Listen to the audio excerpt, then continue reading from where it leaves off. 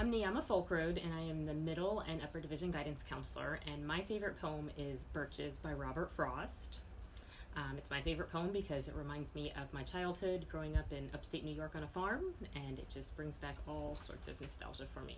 So here we go, Birches by Robert Frost.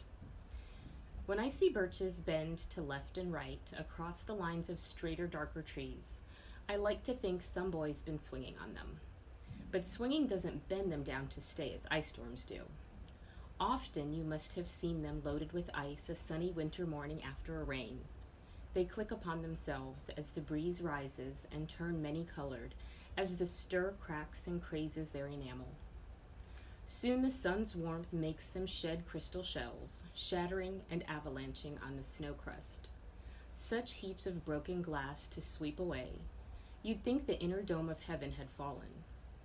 They are dragged to the withered bracken by the load, and they seem not to break, though once they are bowed, so low for long they never right themselves. You may see their trunks arching in the woods, years afterwards, trailing their leaves on the ground, like girls on hands and knees that throw their hair before them over their heads to dry in the sun. But I was going to say, when Truth broke in with all her matter of fact about the ice storm, I should prefer to have some boy bend them, as he went out and in to fetch the cows, some boy too far from town to learn baseball, whose only play was what he found himself, summer, winter, and could play alone. One by one he subdued his father's trees, by riding them down over and over again until he took the stiffness out of them. And not one but hung limp, not one was left for him to conquer.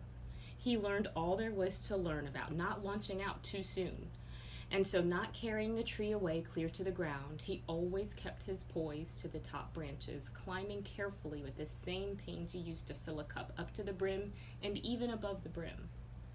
Then he flung outward, feet first with a swish, kicking his way down through the air to the ground. So was I once myself a swinger of birches, and so I dream of going back to be. It's when I'm weary of considerations, and life is too much like a pathless wood where your face burns and tickles with the cobwebs broken across it, and one eye is weeping from a twig's having lashed across it open. I'd like to get away from earth a while, and then come back to it and begin over. May no fate willfully misunderstand me and half grant what I wish and snatch me away not to return. Earth's the right place for love. I don't know where it's likely to go better. I'd like to go by climbing a birch tree and climb black branches up a snow-white trunk toward heaven, till the tree could bear no more, but dipped its top and set me down again. That would be good both going and coming back. One could do worse than be a swinger of birches. That's Birches by Robert Frost. Thank you.